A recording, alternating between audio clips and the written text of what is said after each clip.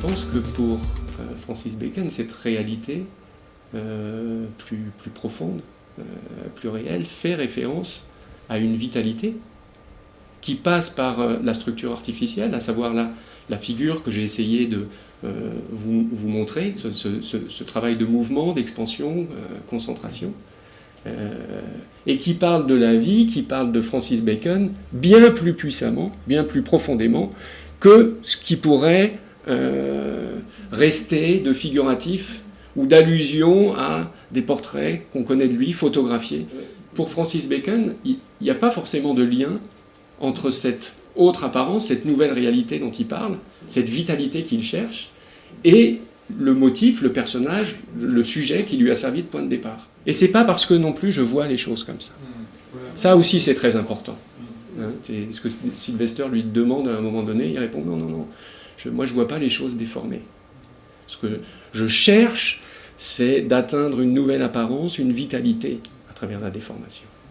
Plastique, ça laisse entendre qu'il y aurait une réalité qui agirait conjointement à celle dont fait référence la dimension illustrative de l'image, et qui serait d'une nature différente, sans rapport nécessaire avec elle. Autrement dit, on voit un personnage, on sent une présence.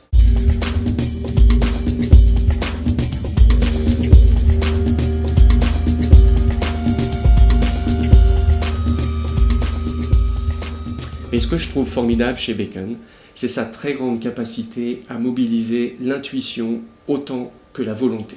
J'espère pouvoir me baser sur la première chose faite d'instinct et travailler ensuite dessus presque aussi directement que si je peignais un nouveau tableau. J'ai essayé récemment de travailler de cette manière et je pense qu'il y a toutes sortes de possibilités en travaillant d'abord directement, puis en portant beaucoup plus loin par la volonté cette chose qui est survenue par accident.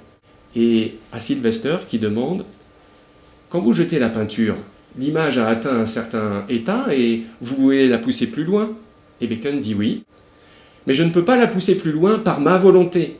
Je peux seulement espérer que la projection de peinture sur l'image, déjà faite ou à moitié faite, va la recréer, ou bien que je serai capable de manipuler cette peinture jusqu'à l'atteinte d'une intensité plus grande, du moins pour moi. Dans un cas, la volonté rebondit sur ce qu'offre l'accident, et là ce sont les marques accidentelles qui sont passées au crible et sélectionnées par un sens critique et une sensibilité, et dans l'autre, les décisions rationnelles ne suffisent plus à faire avancer le travail, seules des marques accidentelles permettent à Bacon, du moins l'espère-t-il, de pousser plus loin son travail.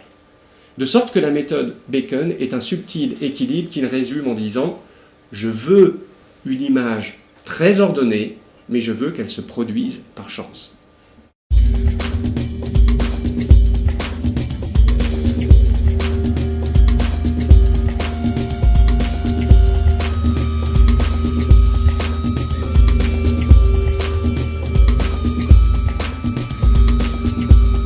Avec cette dynamique, nous retrouvons, il me semble, la ligature picturale à laquelle faisait référence Deleuze, ou le fait qu'il évoquait, puisque les formes des différents panneaux sont maintenant saisies dans une seule et même figure.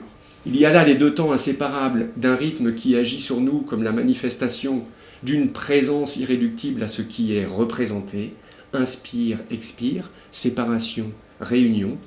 Autrement dit, et pour reprendre la terminologie de Bacon, l'avènement via une structure artificielle d'une réalité équivalente au motif qui nous touche au-delà ou en deçà des données figuratives par une sensation plus réelle et plus profonde.